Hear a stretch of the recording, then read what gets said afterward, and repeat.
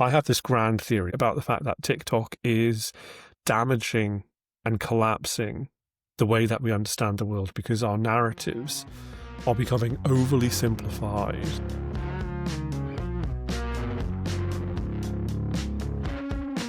Welcome to Crashed, where technology crashes into philosophy, politics, ethics, business, and pretty much everything else. Today, that means the EU trying to compete with the US on funding unicorns, the EU trying to compete with the US on cloud companies, and separately, the green tech revolution that may have already happened without anyone really noticing.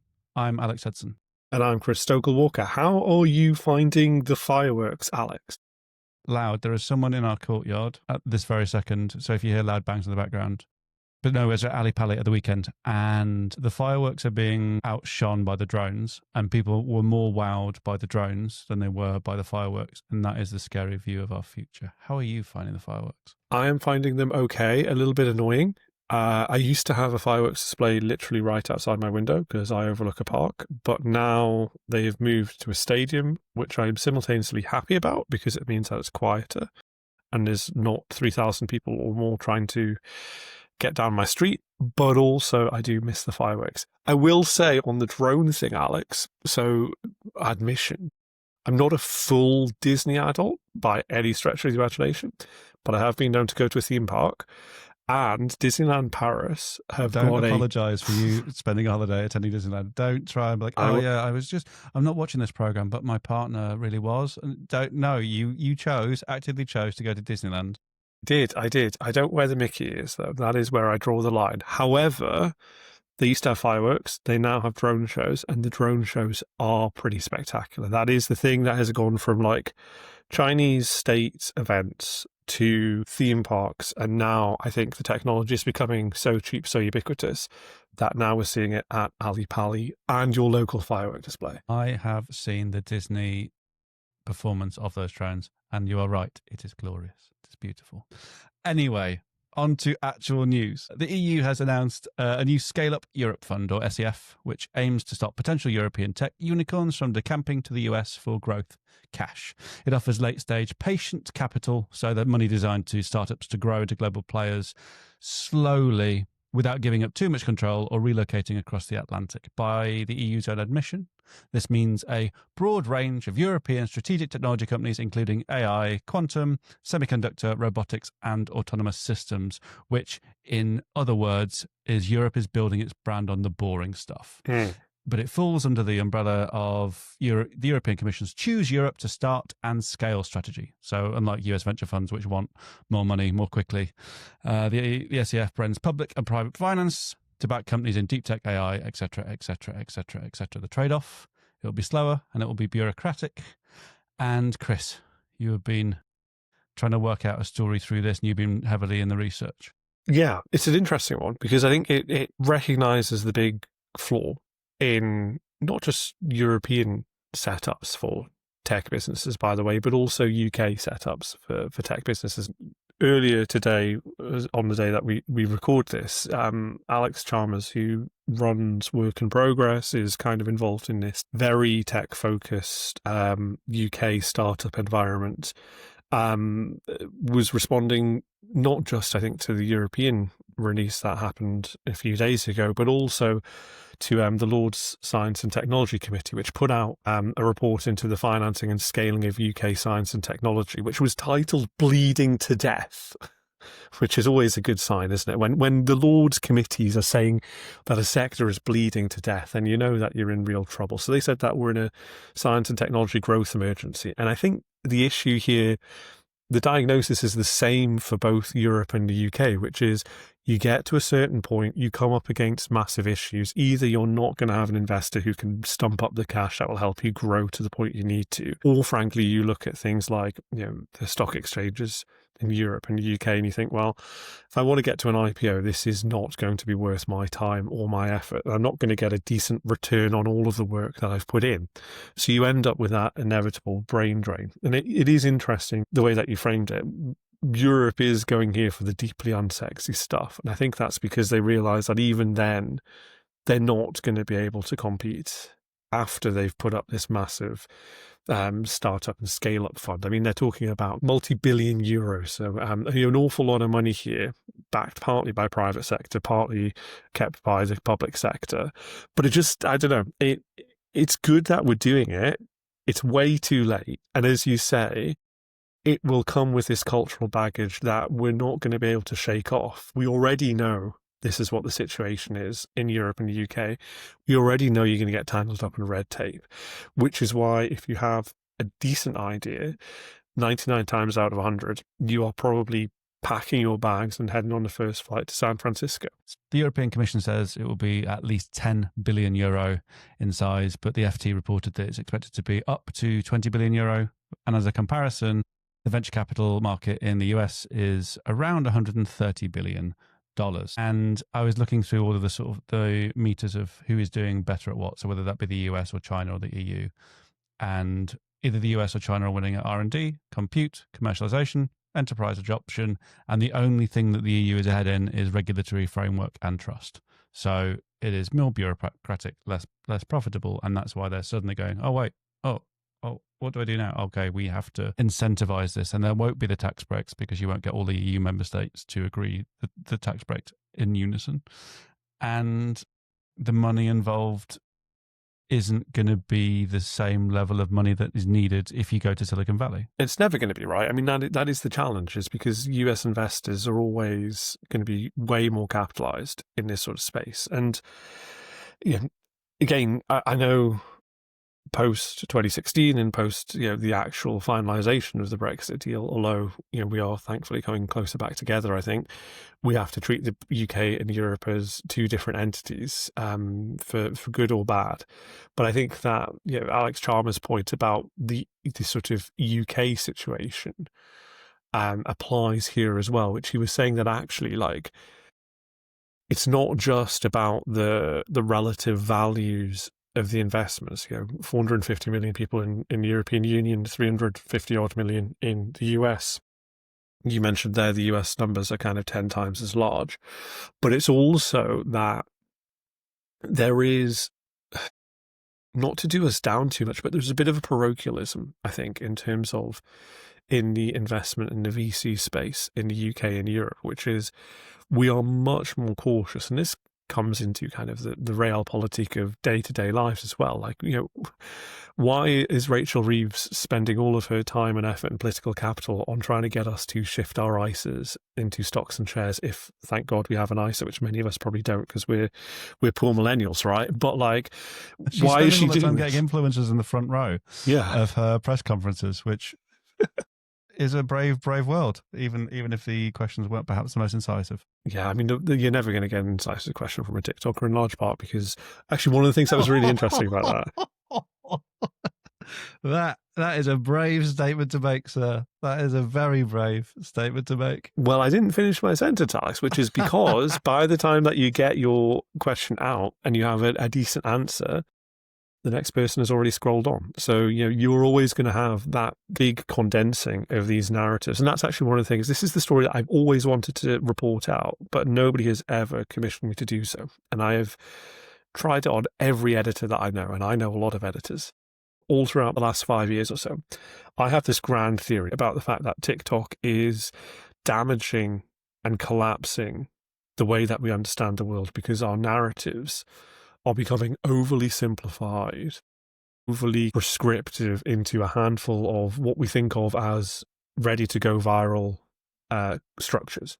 And so you end up with like these so-called TikTok educators or like science influencers or whatever, who will dramatically simplify what has actually happened in history in order to try and make it an appealing TikTok. And by doing so, they misrepresent the actual reality of what's going on, which is, I think, actually, it's an awful lot in terms of like how journalism is embracing social media and TikTok. One of the reasons why journalists sometimes struggle on TikTok is that it involves some element of compromising how you tell a story neatly, I think. Despite the fact you have literally written the book on TikTok, I think actually TikTok is a vehicle for complicated discussions, nuanced arguments, and a more broad spectrum of wider understanding of the difficult issues. I think if you're going to cross it over into mainstream narrative, it's going to be a song about trampolining rabbits made by AI, or it's going to be a subway take, or it's going to be those things. But to widen the understanding on a broad level to get towards network effect on the key issues, take Gary Stevenson's view around wealth tax.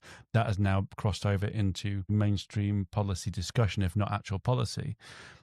And TikTok and, well, for Gary Stevenson, mainly YouTube, but also on TikTok, it has allowed that to happen. So in isolation, in one piece of content, of course, but when it comes to more broadly, you can get complicated questions, difficult answers, and TikTok is growing as a platform and emerging as a platform.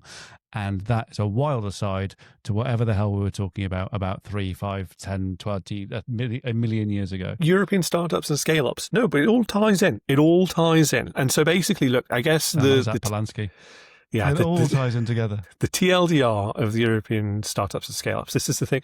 The TikTok length, overly simplistic summary of this to try and fit into this, because by the way, I think Gary Stevenson falls into the same traps where he overly simplifies things and sometimes misrepresents what actually is the reality of the economics behind it. But anyway, yeah, the reality of this is that this is a good thing. Yes, it's glad that they've recognized this is an issue. Great. But they're never going to get to the size and the scale of the US. And frankly, they have a hell of a high bar to get over in terms of the PR damage that we've had over the last 10, 15 years of Europe stymies everything. Been to Stockholm, been to Vilnius, been to a bunch of other places. And every conversation that I've had has always been, yeah, but it's really difficult for us to grow here because X, Y, and Z. And it's great that they're trying to solve this. Not entirely sure that just throwing more money at it is the problem. There are more institutional issues that need to be fixed as well. And when we come back, we will discuss the €300 billion solution that the EU's come up with.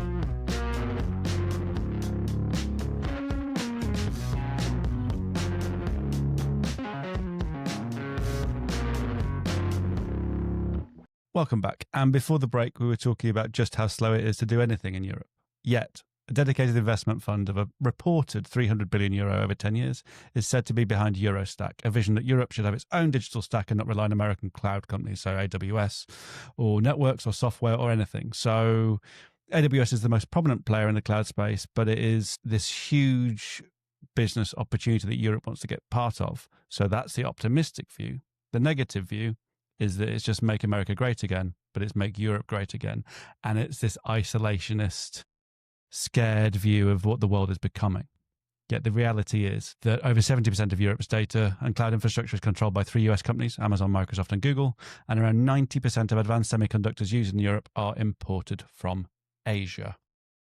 Chris, is this the solution to the EU's reliance on overseas technology?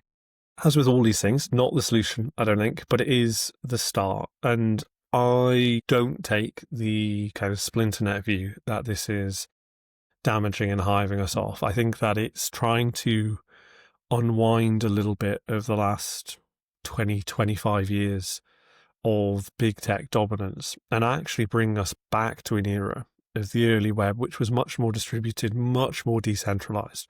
And no, I'm not talking about sort of the Bitcoin bro stuff. I'm talking about the OG 1990s ethos of you have many points of failure and many points of redundancy, because actually that is how the internet works. It's meant to be us all working together.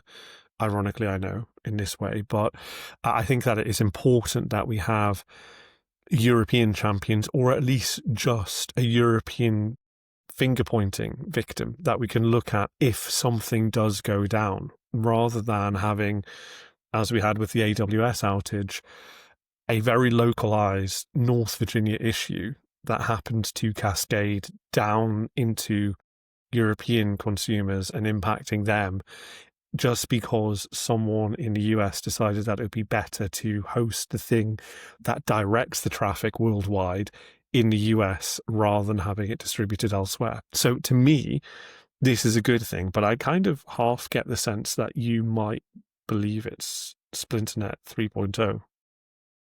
I think removing the monopoly or the oligopoly, or however you want to define it, between Amazon, Microsoft, and Google is a good thing. having more points of failure is a good thing.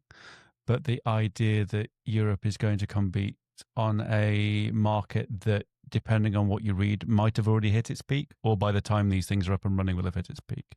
So as we reach quantum and then the processing power required, those data processing plants shrink from 1%, 2%, 3% of the size, and that makes it a less financially viable alternative. Again, it's the same thing we were talking about earlier. Europe should have been doing this 10 years ago. UK should have been doing this 10 years ago.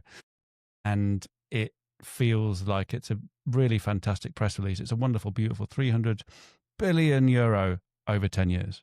The over 10 years is in smaller print, right? So it's 30 billion euro a year, and that is not enough money for it to compete. If we're relying on the market to deal with these things, and the market is a rational force, which that's a very long conversation. Yeah. And all of it is moving into the US because the barriers are lower, the margins are higher, and it is good for shareholders or your stakeholders in whatever way. Then for Europe to socialize that yet still rely on private businesses is this smush of it's both private and public, and then you get into who owns what and who's responsible for it. And so I don't see how it works in practice. When it comes to Splinternet, I think you're right on the idea that in this big, beautiful open world where everything is open source and you can take code from anywhere and move it to anywhere else without this push to make money from it or close doors is a beautiful idea. It hasn't been possible since big corporate got hold of the internet, and I don't think they're ever going to let their grip soften. It's also interesting that you mentioned that 300 billion over 10 years. That's the time scale of the investment, right? The actual infrastructure in order to do this, you don't just spin up cloud computing servers in a jiffy, right? You need to build them. You need to then staff them. You need to have them up and running, and then build up your customer base. And unfortunately, the thing is, a lot of that infrastructure, a lot of that expertise is also somewhat limited, I suppose, in Europe and the UK, right?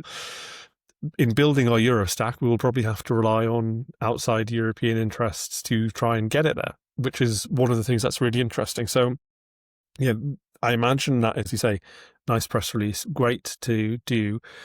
As with the previous one, good initiative, well-meaning, good to do, albeit too late.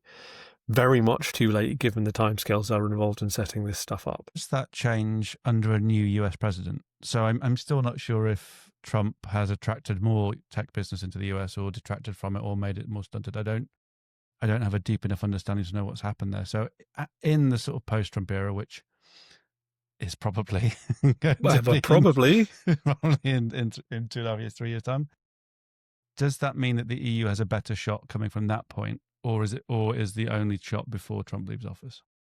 Well, I think if, and these are all unfortunately massive ifs, right? If Trump leaves office in 2028, if he is not replaced by a Republican of a kind of MAGA sensibility and a Trumpian ethos, and if you get a Democrat who, writes the US's place in, or frankly, just any politician of any stripe who writes the US's place in the world in terms of making it less unpredictable, based on kind of fair dealing and things like that, then I actually think in many ways the Eurostack demand goes away immediately. In the short term, at least, because then you're not reliant on an unreliable trading partner who can switch off the switches at the whim of whatever he decides to do in that morning. The short term, I say, because of course that precedent has now been set. There's not any reason to think that we might not have a Trumpian style playbook in the future, which could do exactly the same sort of thing. Someone else could take up the mantle of Make America Great Again, and then we might need that again. So I would be saying, by the time that this is getting ready to be up and running, actually that immediate need might go away. But it's important now that we have it in our back pocket because we are through the looking glass here. With my political journalist hat on, the New York Times did a thing about how much of an autocracy has the US become, and they're now doing wider reading around autocracy. And once you have built in signifiers that some people present as autocracy, unless there is a seismic shift afterwards, like a war or a big economic event, those vehicles and those mechanics of autocracy don't shrink. They actually maintain, irrespective of who takes office. That is not about what we're talking about. So, is this data stack thing, is the Euro stack going to work? I mean, there's no reason why it can't. It's not as what they want is the platonic ideal of a European-only data stack that is solely populated by, solely built by, and solely developed by European companies. Can't do that anymore. We were talking in the first section about the movement of data chips and the idea of Donald Trump onshoring a lot of business. A GPU. I mean, I know that we're not necessarily talking about GPUs here, but like a GPU travels around the world on its process of being built effectively. It is an incredible feat of global coordination and shipping that is reliant on everybody else. By the way, Alex, Anthropic's offer of being an in-house writer, they are offering $250,000 salary plus shares in the company to become a lowly writer. Now, for listeners who don't understand this, journalists are not paid $250,000 unless you are, well, someone in the 1990s, I think, working for Vanity Fair or something like that. I mean, I would like $250,000 a year. That would be quite nice. So didn't say no. He did not say no. Is that your right of reply? And ending on that right of reply, we'll be back in a minute.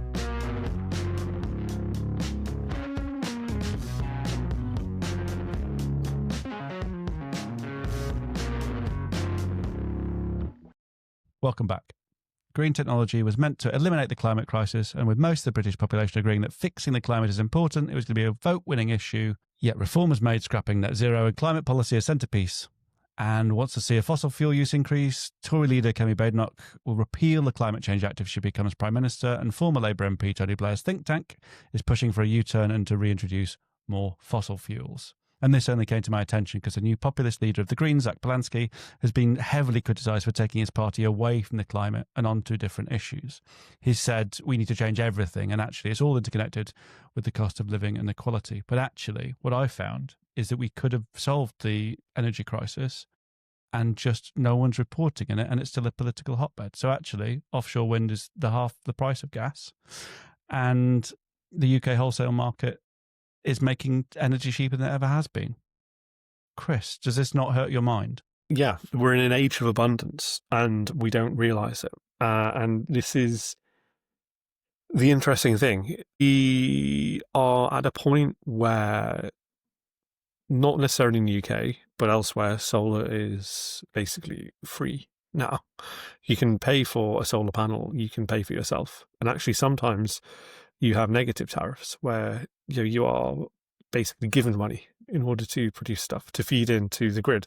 California, Australia, a few countries have had similar moments happening there. And obviously we have this wind revolution. We have kind of elements of hydro that can help. Renewables are really, really good. Yet I think that there is still a concern around this, in large part because of the enormous energy needs that we are likely to see we're needing in the coming years because of the AI revolution. And this is the challenge, right? Is we haven't quite got our heads around the fact that we have renewable energy basically on tap now. We see this massive thing coming down the line going, we need to use an awful lot of energy in the very, very near future. We know that there is some connection between those two. I think we probably hope that AI will help us with that. But in order to do that, we need to spend a lot of money, a lot of effort, a lot of energy. And so we're going back to fossil in many instances. But not all, I suppose, right? Ed Miliband always hovers around this sort of thing and feels like he's coming on the horizon here. So I was doing some digging around this because I pitched this to Chris yesterday. And then I sent him a message about 2 hours later saying, I'm sorry, that was absolute garbage. There is no evidence to support this at all. And then before you read it, I deleted it. So it never happened. And then I found out that actually I went deep into it and I figured out that it is part of reform's policy. And so much of it is politics. So where the politics and technology collide is in marginal pricing. Do you know have you come across marginal pricing before? I used to work in the gas industry, but you might want to explain it in case people haven't worked in the gas industry. I only came across it yesterday. So the most expensive generator needed to meet demand, so usually gas plant, sets the price for all power. So at the minute, around 60-70% of UK electricity comes from cheap renewables, but because the price is set on the most expensive bit of energy, which at the moment is gas. The price rises, so that happened in 2022, 2023, and is still an impact on prices now, which means that even the more efficient green technology becomes is irrelevant for as long as gas is used. And 85% of UK homes still use gas boilers. And there is all manner of political infrastructure and political will around if we can replace energy, make cleaner homes, make more energy efficient homes, that is actually the blocker. So the technology here is fascinating, whether that be fusion power or small modular reactors or green hydrogen or all of these things. It still comes down to gas prices and the import of gas and whether or not we can find the sort of batteries that will keep electricity. Yeah, and I'm my gas nerd is now inner gas nerd is coming back out, so I'm looking now at the price. So the national balancing point is our traded hub in the UK. It's the NBP, and that is our kind of UK price. It's around about 77 pence per therm at the minute, which is a very boring unit. I won't bother explaining it. Oh, but no, what is a therm? No, you can't get it. What is a therm? Okay, so gas always show your working script. Always show my workings. Damn it! Gas is measured in therms, which is so the UK is weirdly parochial. The UK measures it in pence per therm.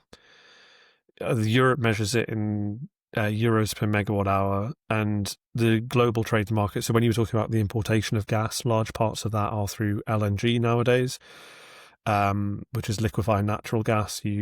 You liquefy it, you put it onto a ship, you then move it. We're all about the tangents this week, it seems. We're now into the gas markets. How do you know everything about everything? Well, yeah, right. I'm an encyclopedia. So LNG is not measured but valued in dollars per MMBTU, which is million British thermal units. Which we're not that kind of podcast, Alex. I hate to break it to you, but the point that I was trying to make is 77 pence per therm. When I was working in the gas industry 15 years ago, right out of university, we were seeing prices of around about 30 or 40 pence. The lowest that I ever saw was about 14 pence per therm. The highest I ever saw was about £1 a therm, and that was when it was freezing cold. What we saw with the Russian invasion of Ukraine is that spiked to £2 per therm, so 200 pence, which is crazy, but it has remained relatively high. So that idea of the marginal price, basically the break glass in case of emergency moment when you need to pull supply. And the electricity market, it's a complete mindfuck because basically it is measured on half-hourly basis, and it fluctuates, and you have to try and trade on a half-hourly basis. So the price can go haywire in any given day, basically. But yeah, interesting that this is all pegged still to gas because we are a fossil fuel system.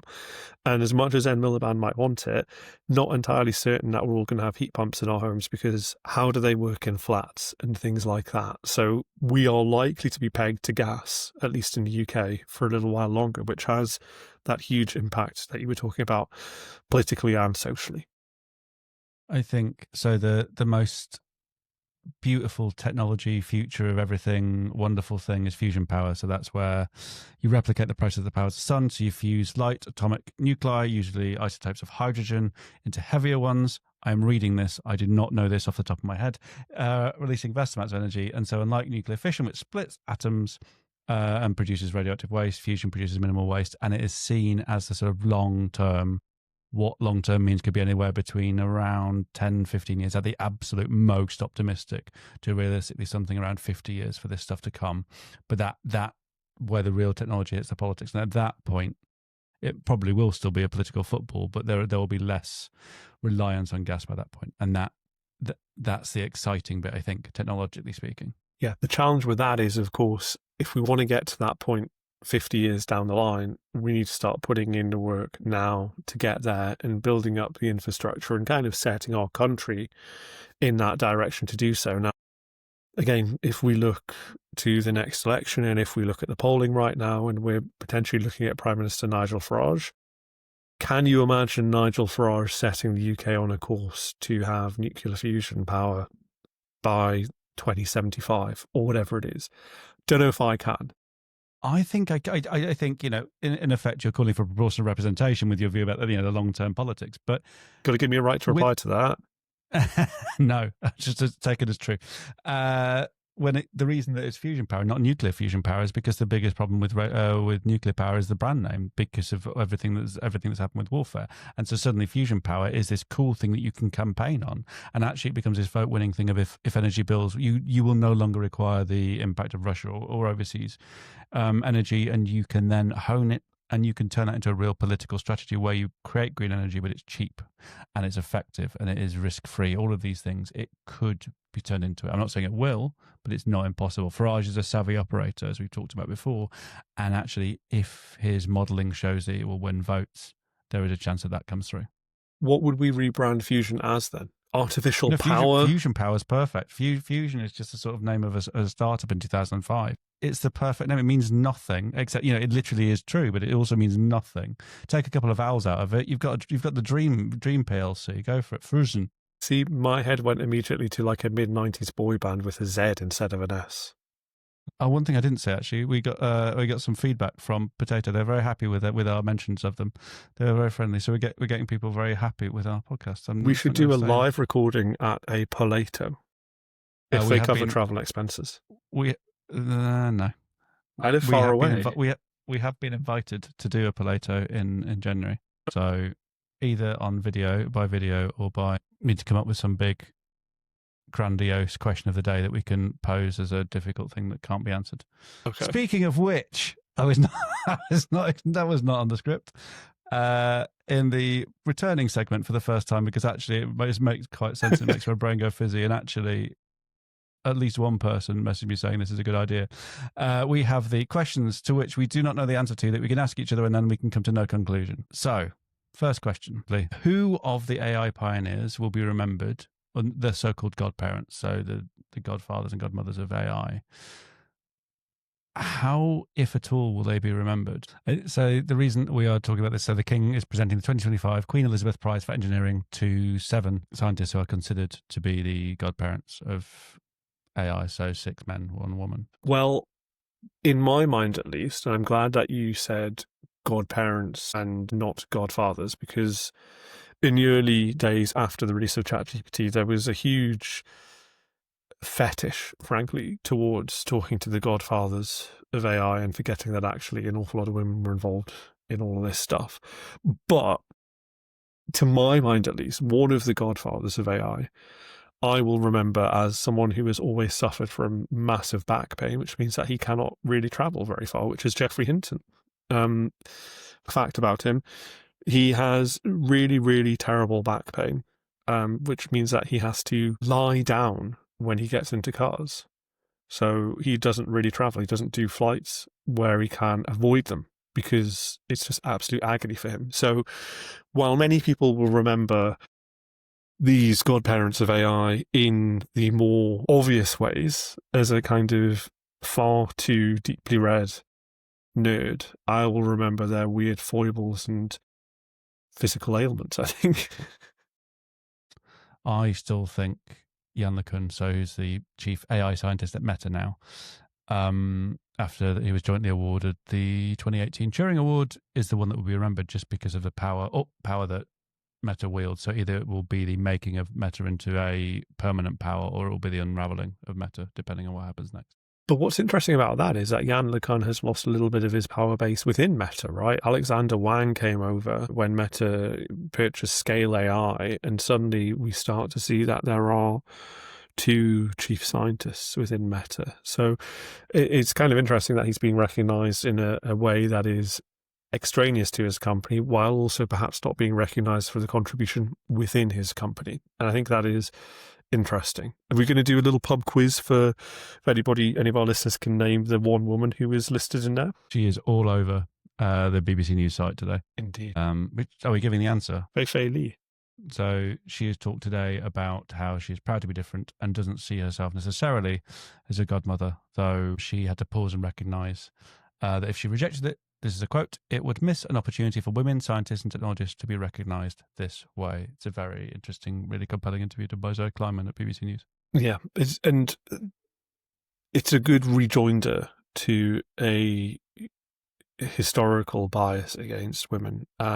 Hugging Face is a very, very good company for kind of gender balance in terms of in the AI space. And they have people there, amongst them Margaret Mitchell, who believes that she was overlooked somewhat in terms of her contributions at previous tech companies. And so it is always important that we ensure that we actually recognize this and kind of say that these people are contributing an awful lot, because actually, unfortunately, a lot of the history books don't recognize them. And we know this all the time, right? You only need to look back at Babbage and the fact that Babbage gets all the credit, whereas actually there were two people in that equation.